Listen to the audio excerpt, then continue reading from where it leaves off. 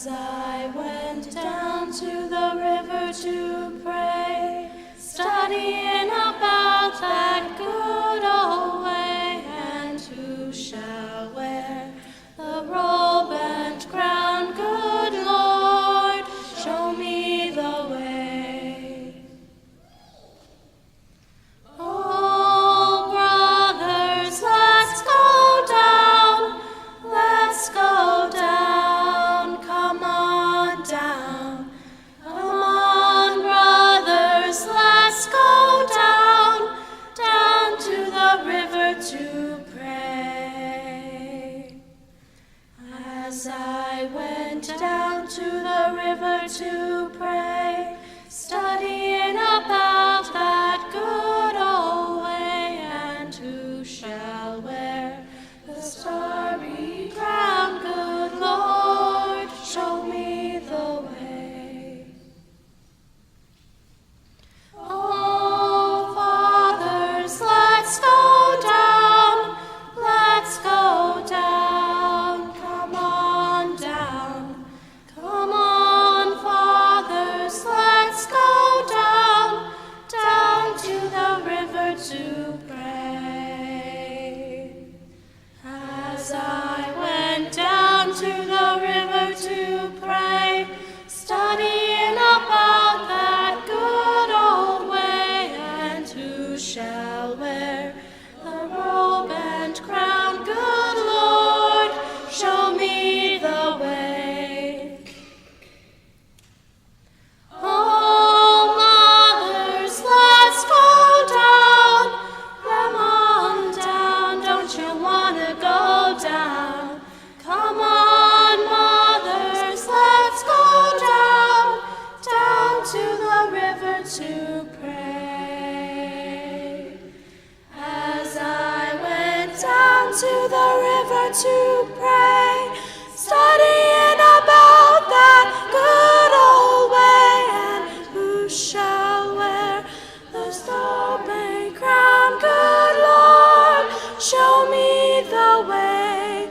Oh, sinners, let's go down, let's go down, come on down. Oh, sinners, let's go down, down to the river to pray. As I went down to the river to pray, studying about that good old way, and who shall wear the starry crown, good Lord, show me the way.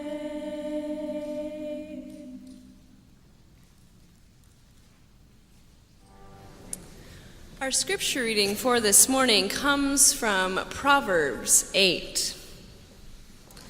Do you hear Lady Wisdom calling? Can you hear Madam Insight raising her voice? She's taken her stand at First and Main, at the busiest intersection, right in the city square where traffic is thickest. She shouts, "You! I'm talking to you, everyone out here on the streets. Don't miss a word of this. I'm telling you how to live well. I'm telling you how to live at your best. God sovereignly made me the first, the basic, before he did anything else. I was brought into being a long time ago, well before Earth got its start. I arrived on the scene before the ocean, yes, even before the springs and rivers and lakes. Before mountains were sculpted and hills took shape, I was already there, newborn. Long before God stretched out Earth's horizons and tended to the minute details of soil and weather and set sky firmly in place, I was there.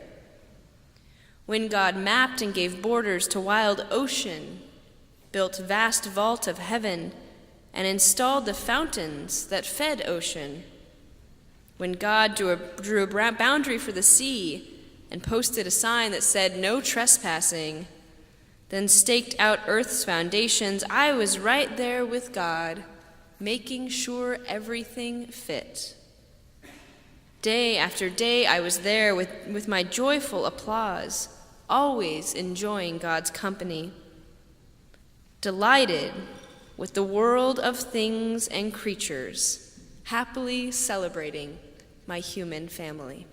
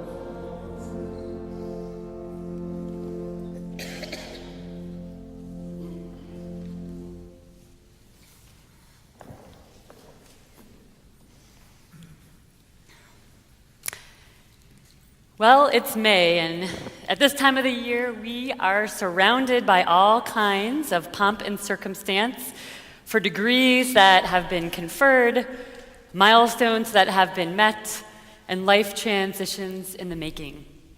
It is inspiring and exciting to encourage one another to passionately pursue our interests and apply our gifts in the world. Gaining knowledge and skills for new work is very rewarding. And I'm excited for our graduates among us today, especially those graduating from Pacific School of Religion this afternoon. And yet, today's passage from the book of Proverbs is a bold break in this season's celebrations. Do you hear Lady Wisdom calling? Can you hear Madame Insight raising her voice? I am talking to all of you, everyone out here on the streets, everyone. We can stand in awe of the smart and knowledgeable valedictorians and a summa cum laude honoree, but Lady Wisdom also invites us to stand in awe of creation, the miraculous and powerful mind, body, and spirit of every human being, including ourselves and our worst enemy. Wisdom, that creative energy that was with God in the very beginning, is engraved in the heart of every human being. We, all of us, are wired for wisdom. No one can take it away from us. It is equally available for all. You don't have to enroll in school, pay tuition, and exercise your mind in class, writing papers, and taking exams. We simply have to stand in awe. That funny mix of reverence, dread, respect, and wonder. And remember the power of our being. How wonderful it sounds, and how delighted God is when we embrace wisdom and its essential connection with goodness. But we all know too well what happens when wisdom is not part of the picture. That frantic, overly electronic, and preoccupied way of life. During my junior and senior high years, that was quite some time ago, but it was probably the time I was beginning my practice of frantic and preoccupied living, Successories, which is a producer and retailer of motivational office decor, was launched and made a sweeping presence across the nation. I largely recall the posters, mostly featuring photographs paired with succinct sentiments about teamwork, discipline, integrity, and courage. Perhaps you have a successory or two on your desk or at work or on your wall at home. And despite what I feel is a bit of a cheesy name, every time I read a successory, my inner voice shouts, "Yeah!"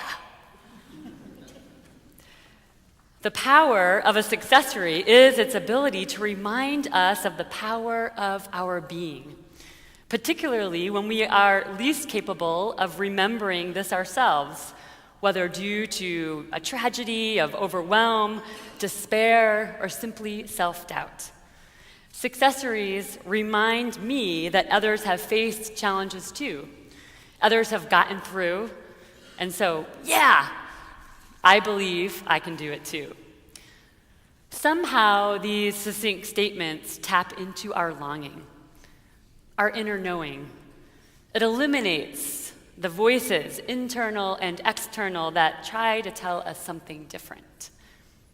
And we once again stand in awe of what is, the power of our being since the beginning of creation. I feel like Successories was the corporate world's effort to translate to corporate language the deeply faith-filled message that God gifted us, all of us, the power to create and renew. And God delights in every "yeah" that we feel and act upon. So before Successories came into being, and even now, in the language of our faith, how do we remember the power of our being? How do we hear Lady Wisdom calling to us?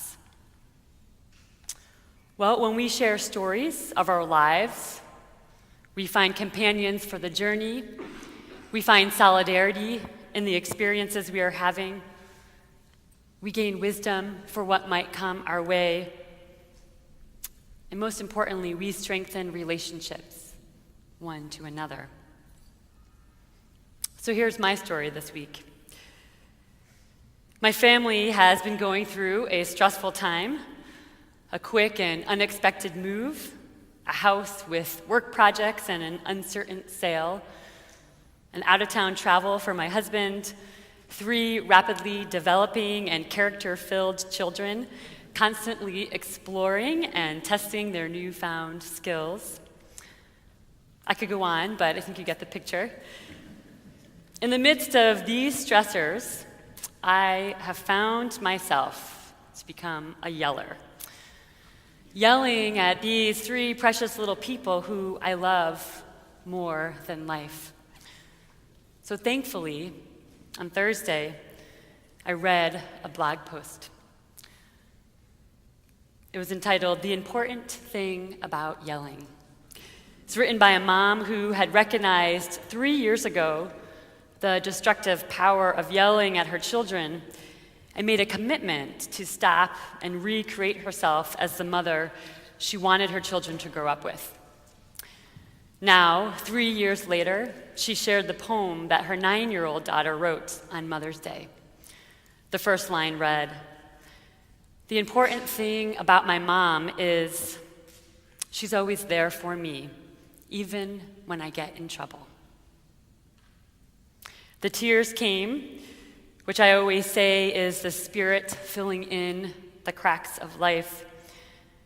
And the Spirit moved in me, reminding me of the beautiful, wondrous, loving human that God created me to be, while simultaneously acknowledging my current failure. I am so grateful for the story shared by another mom.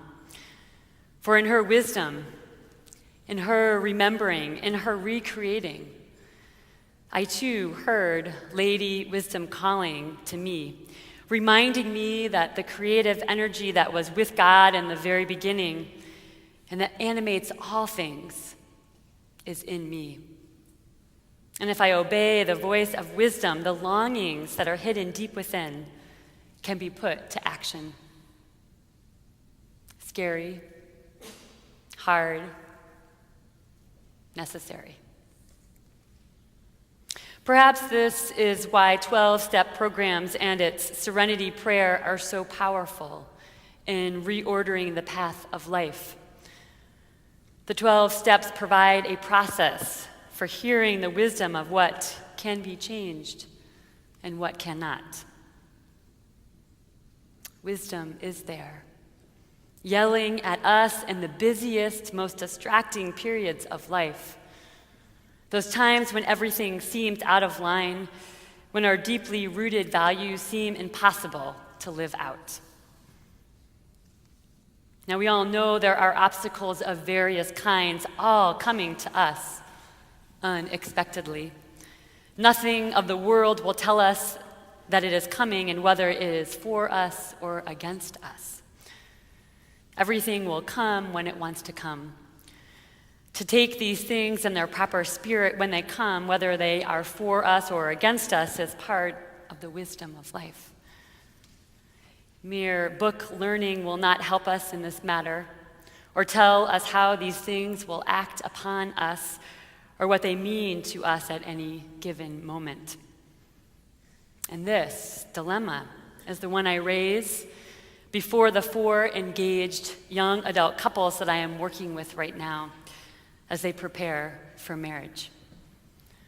They want to know the kinds of conflicts they should expect and possibly plan for in married life.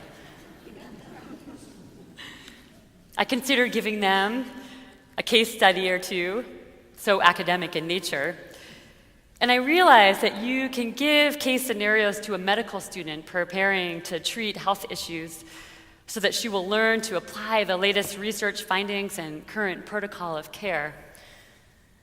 But asking an engaged couple to consider the scenario of losing a child, of one developing cancer, or one having an affair is something that can't be planned or prepared for. The reality is conflict will occur in a marriage. The reality is more than 50% of marriages these days end in divorce. And the reality is the wisdom that will surface in the face of conflict is not the wisdom accessible now. There can be something so disconcerting about this. How can we not have any control? But God has not created us on a whim and sent us forth to live on a whim. In the very fabric of our being, God has established wisdom. God has granted us the creative forces of life that will carry us through, will work with us, that will always be available to us. So what I have reiterated to these young couples is the vows they will make in their marriage ceremony. The promise to love the other faithfully as long as both shall live is an awesome thing. It asks and it requires courage, character, and commitment. And when they make these wild and bold promises in the presence of God, they shall know the help of God, of a power not their own, of a love that upholds them and a grace that sustains them amid life's joys and sorrows.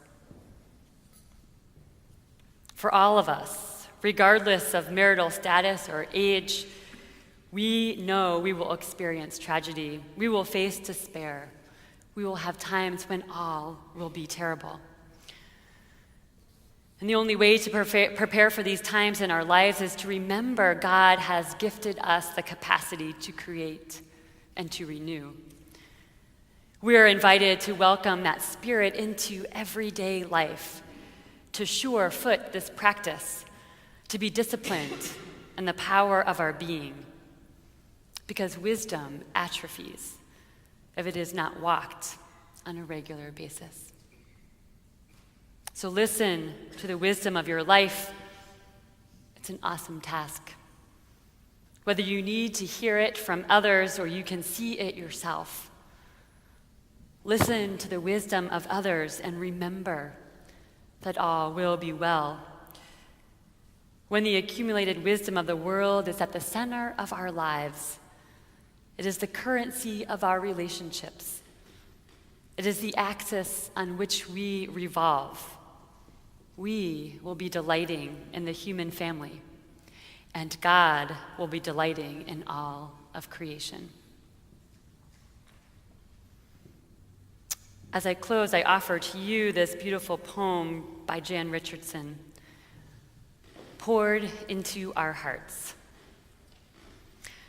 Like a cup, like a chalice, like a basin, like a bowl.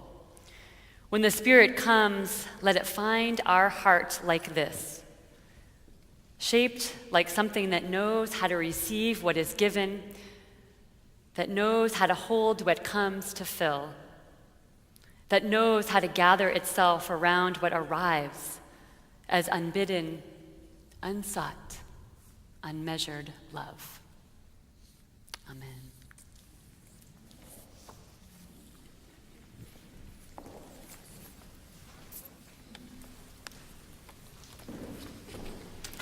Thank you, Vicki and Greg.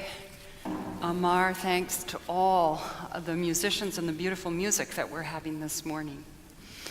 We're going to take a moment to recognize two among us who have been with us for a long time, Andrew and Meredith. And so I want to invite the two of you to come down and for Rachel to join me. And as they're coming forth, I'd like to take just a moment to recognize two other graduates that are with us this morning. Ben Bigney is graduating, and Ben's parents are here. Would you stand so that we can recognize you, because it's a communal effort when anyone graduates from seminary. And also Shannon is here, and I believe that her relatives are also in church. So where your relatives are, Shannon, could they stand so that we may recognize them as well?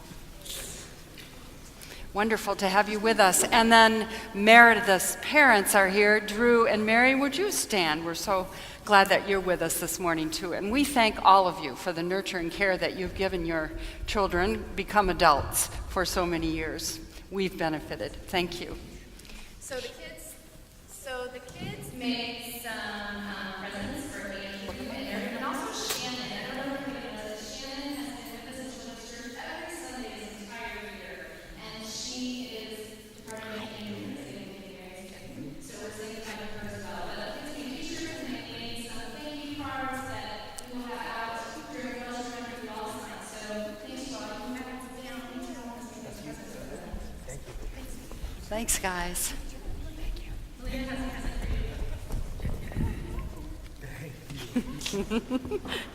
so much. Thank you.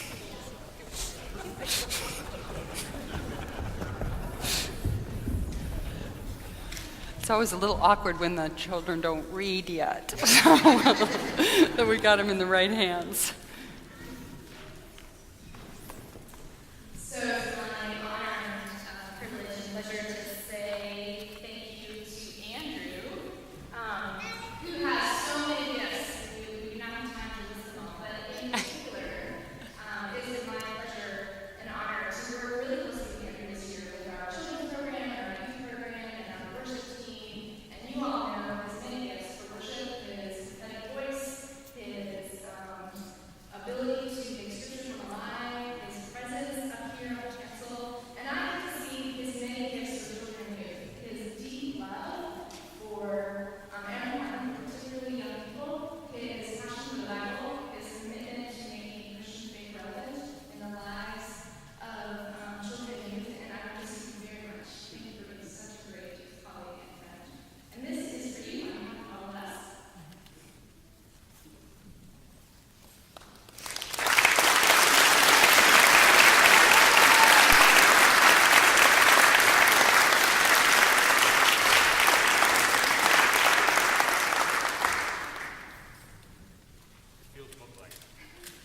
I think you know what it is.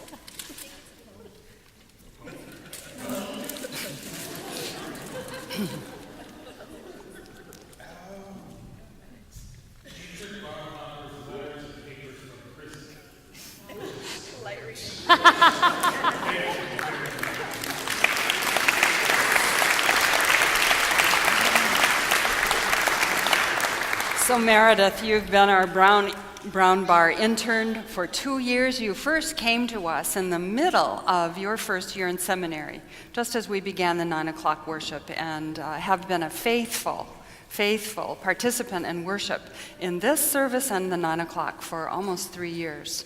What an amazing delight it has been to know you and to be in worship with you, first of all, and then to grow in worship with you through all your ideas and through your amazing intelligence. I want to just say a couple of things about what I think about you. I think you have creative intelligence, that amazing blend of smarts and also willingness to put those smarts into a creative kind of mold. You have a heart for the emergent church. We've all felt that. You have a vision. You have a dream of what the church that is coming could be. And I think that you are one among us who will help deliver that vision to the generations that are coming. Small order for a very smart person.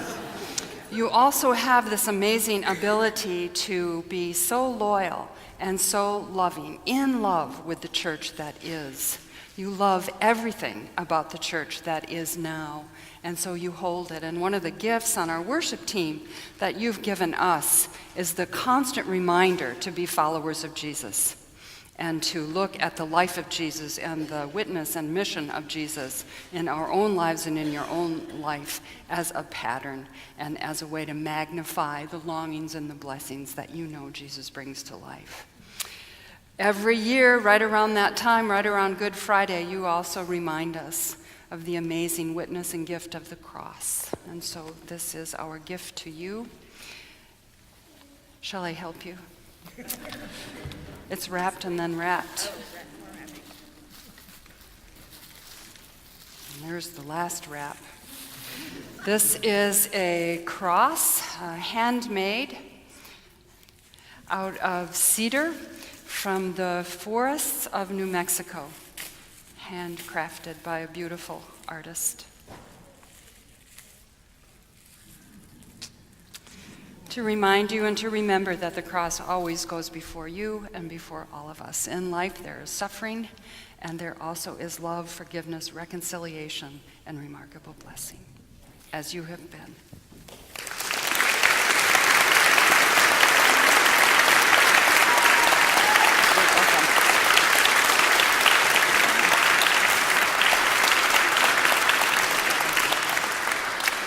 So it's our tradition to lay a hand of blessing on folks when they are departing. These young people have been remarkable witnesses in our congregation and remarkable workers on behalf of our congregation. So let's stand, and I want to invite all of us to come forward and to have Meredith's parents come forward, and let's lay a hand of blessing upon them.